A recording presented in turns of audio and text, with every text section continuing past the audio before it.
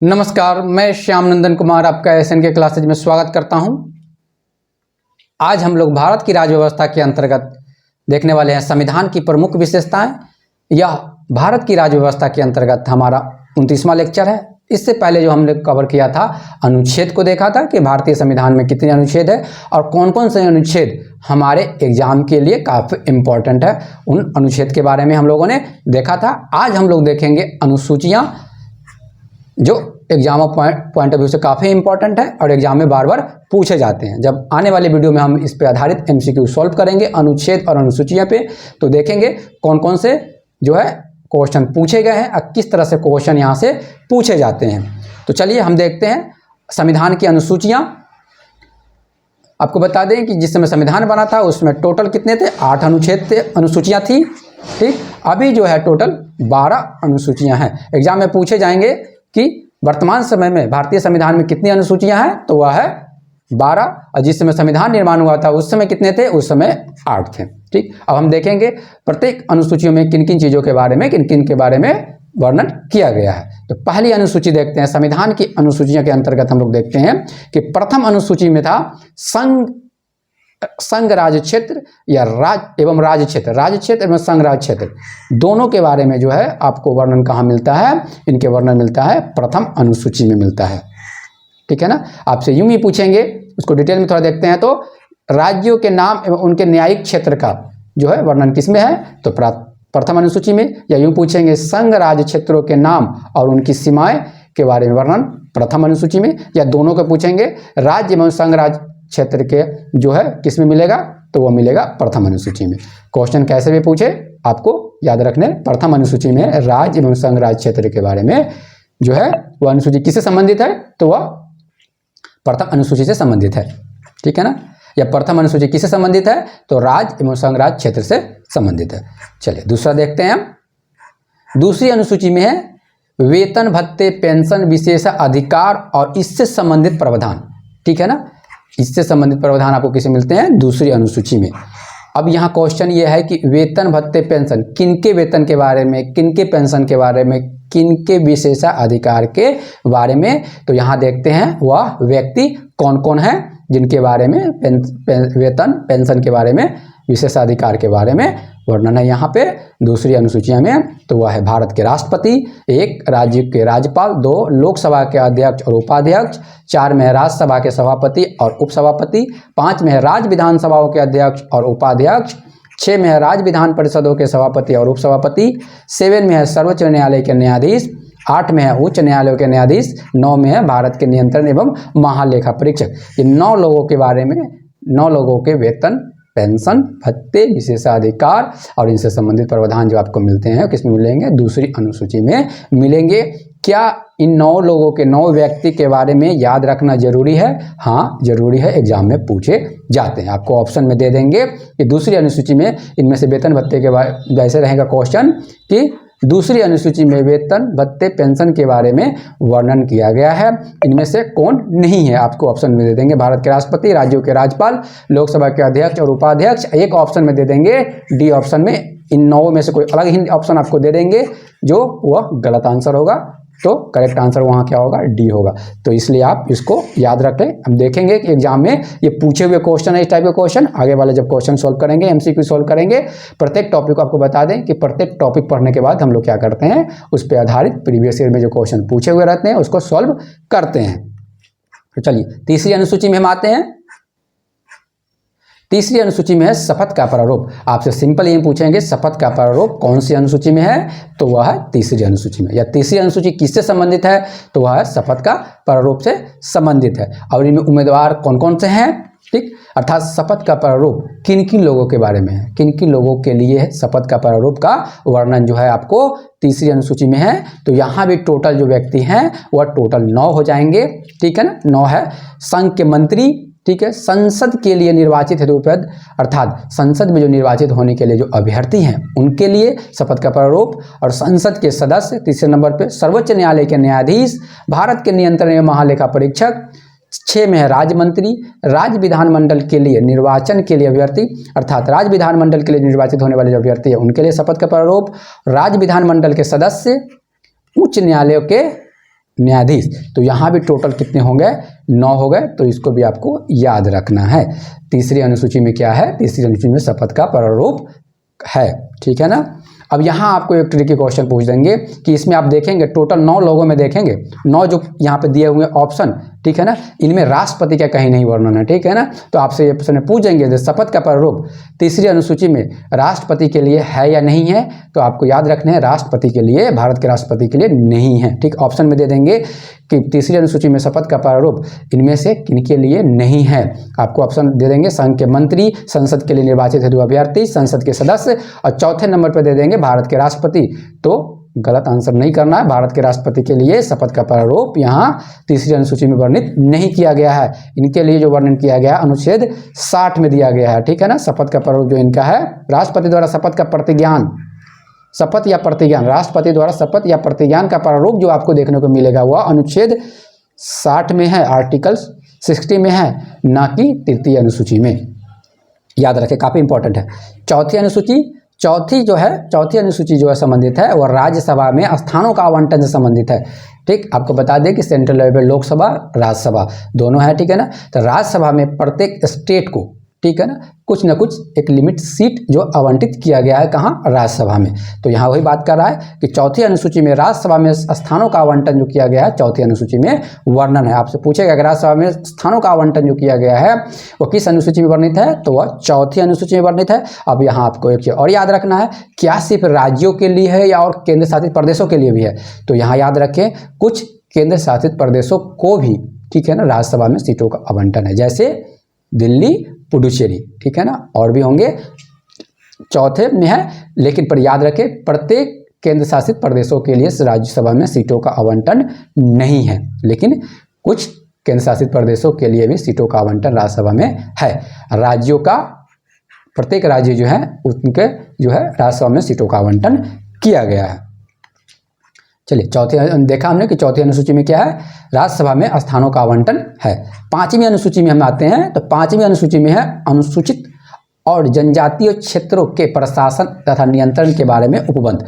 पांचवी अनुसूची पूछेंगे अनुसूचित और जनजातीय क्षेत्रों के प्रशासन के बारे में उपबंध किस में है, तो वह है पांचवी अनुसूची में। या यूँ पूछेंगे पांचवी अनुसूची किससे संबंधित है, तो वह अनुसूचित और जनजातीय क्षेत्र के प्रशासन तथा नियंत्रण के बारे में है, ठीक। आइए छठी अनुसूची देखते हैं। छठवीं अनुसूची में असम, मेघालय, त्रिपुरा और मिजोरम, पहले याद रखना है ये 4 स्टेट काफ़ी इंपॉर्टेंट है। और इन 4 राज्यों में, ठीक है ना, जनजातीय क्षेत्र के प्रशासन के बारे में उपबंध, अर्थात पूरे असम, पूरे मेघालय, पूरे त्रिपुरा, पूरे मिजोरम के लिए नहीं है ये प्रावधान, ठीक है ना। छठवीं अनुसूची इन 4 राज्यों में जो जहाँ जनजातीय क्षेत्र है, ठीक है ना, उनके प्रशासन के बारे में उपबंध आपको देखने को मिलेगा, वो मिलेगा किसमें, छठवीं अनुसूची में। तो आपसे ये पूछ सकता है छठवीं अनुसूची किससे संबंधित है, तो वह संबंधित है जनजातीय असम, मेघालय, त्रिपुरा और मिजोरम के जनजातीय क्षेत्रों के प्रशासन के बारे में उपबंध से संबंधित है, या इनके बारे में जो वर्णन है वह छठवीं अनुसूची में किया गया है। सातवीं अनुसूची में क्या है, सातवीं अनुसूची में पावर डिस्ट्रीब्यूशन किया गया है। संघ और राज्य के बीच में पावर जो है उसको डिस्ट्रीब्यूट किया गया, अर्थात विषयों को बांटा गया है। वह कुछ विषय पे सेंट्रल गवर्नमेंट बना सकती है, प्लान बना सकती है, कुछ पे है जो है स्टेट गवर्नमेंट, और कुछ पे जो है क्या करेंगे, दोनों मिलके बना सकते हैं, या दोनों बना सकते हैं अपने अलग अलग, ठीक है ना। तो सातवीं अनुसूची में क्या है, उसमें जो बांटा गया है सूची बांटा गया है, ठीक है ना, अर्थात विषयों को बांटा गया है। संघ सूची, राज्य सूची, समवर्ती सूची, इन तीनों सूची के आपसे यूँ पूछेंगे कि सूची का जो वर्णन किस अनुसूची में है, तो वह है सातवीं अनुसूची में।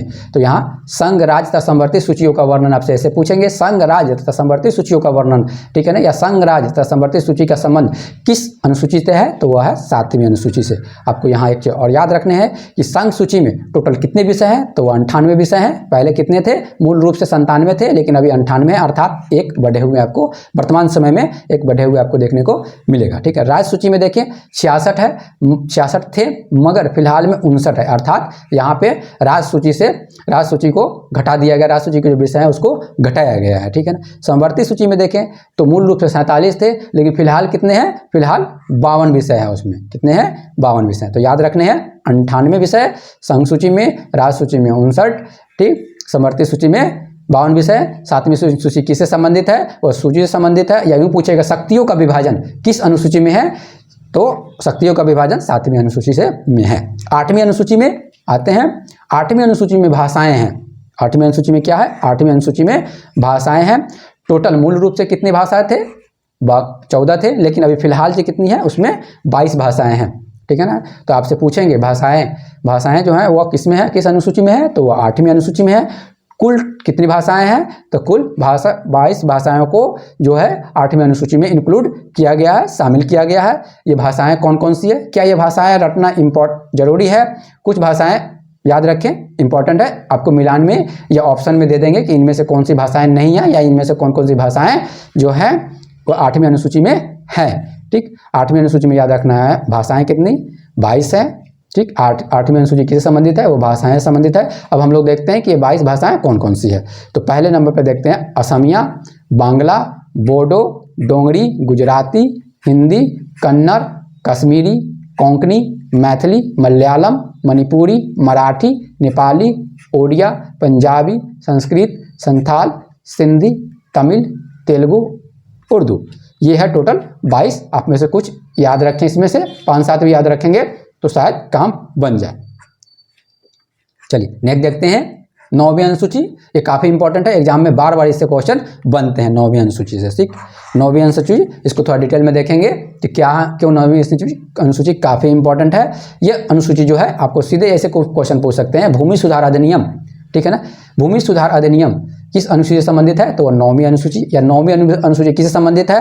तो है भूमि सुधार अधिनियम से। या कभी कभी ऐसे दे देंगे कुछ अधिनियमों का विधि मान्यकरण। ठीक है ना, किस अनुसूची में है? तो वह 9वीं अनुसूची में। या 9वीं अनुसूची किससे संबंधित है? वहाँ ऑप्शन में रहेंगे कुछ अधिनियमों का विधि मान्यकरण।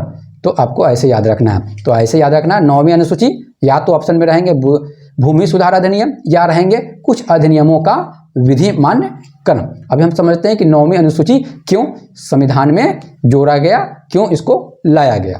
ठीक, जिस समय देश आज़ाद हुआ उस समय देखेंगे कि काफ़ी जो है लैंड का जो डिस्ट्रीब्यूशन था वो काफ़ी इनबैलेंस था। ठीक, तो उसमें क्या था कि काफ़ी जमींदारों के पास काफ़ी ज़मीन थे। कुछ ऐसे लोग थे समाज में, ऐसे तबके थे भारत में जिसके पास बहुत कम ही ज़मीन थी या ना के बराबर ज़मीन थी।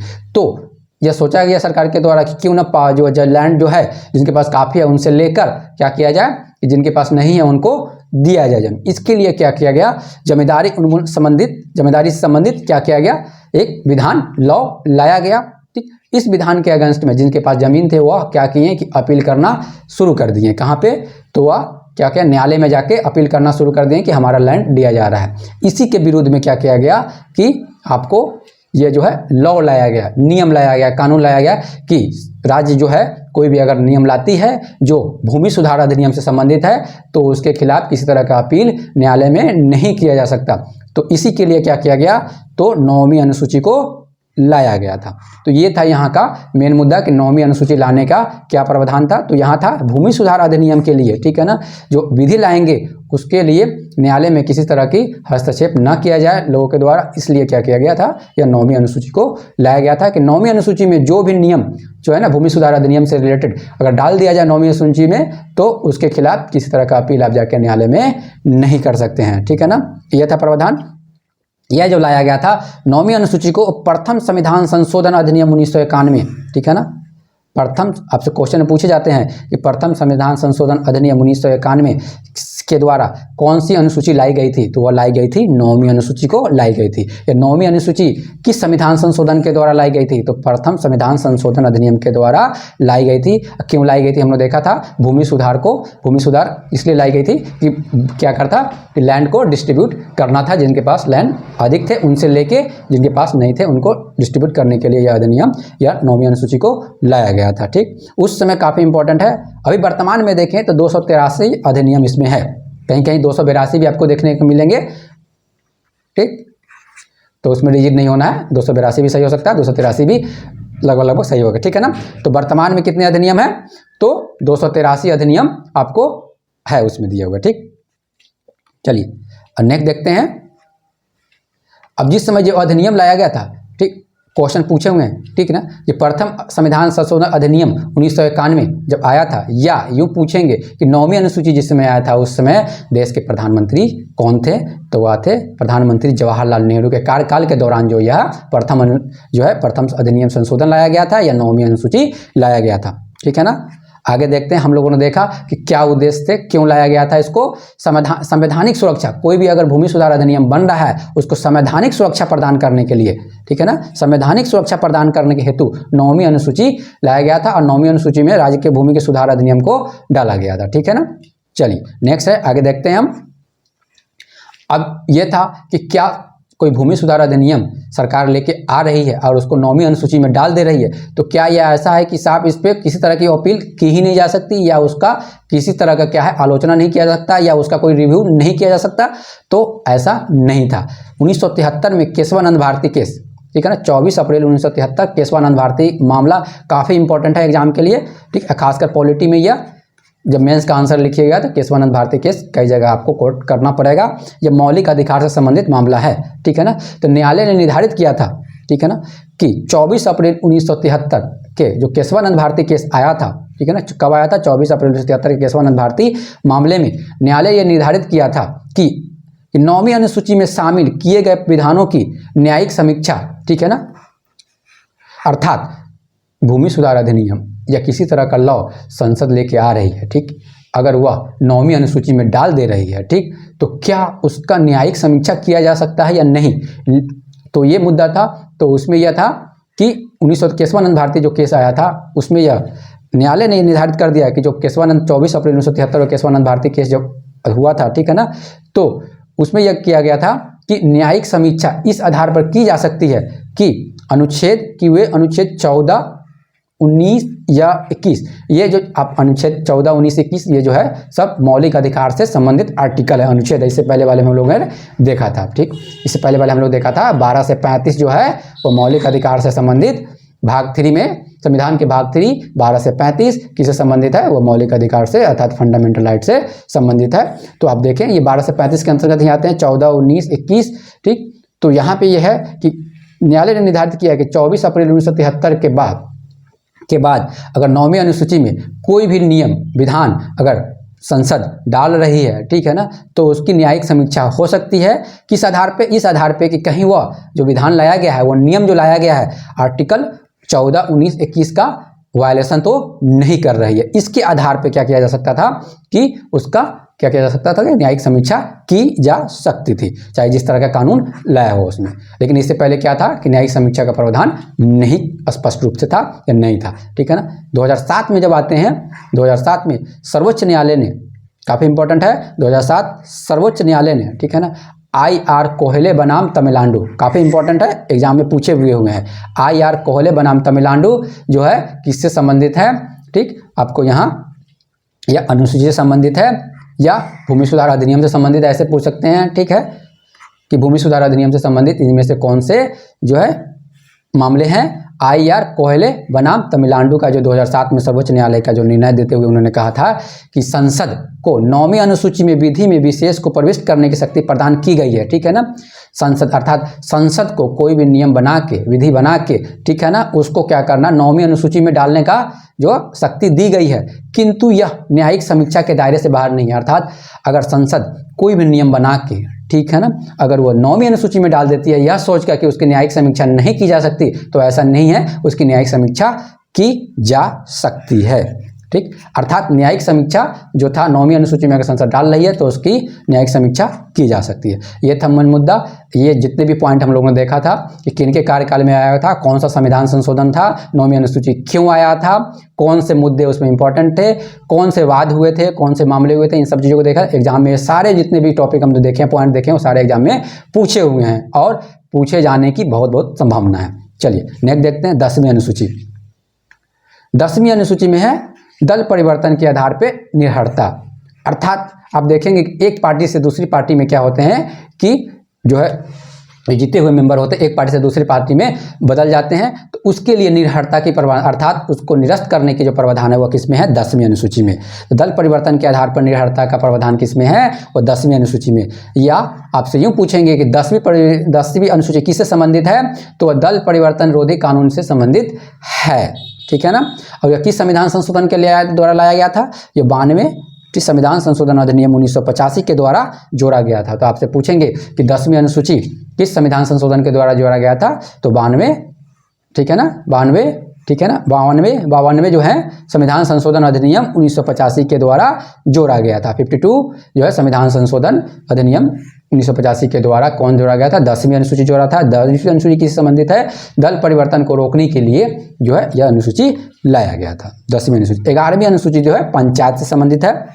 11वीं अनुसूची पंचायत की शक्तियों, प्राधिकार एवं जिम्मेदारियों के बारे में जो है वो किससे संबंधित है?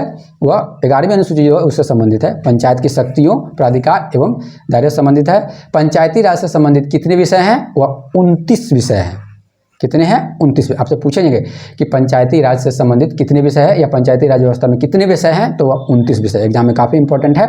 अब यहाँ इंपॉर्टेंट है कि 11वीं अनुसूची किस संविधान संशोधन के द्वारा जोड़ा गया था? वह था अनुसूची 73वें संविधान संशोधन के द्वारा जो जोड़ा गया था। कौन सी? 11वीं अनुसूची को जोड़ा गया था संविधान में, ठीक है ना।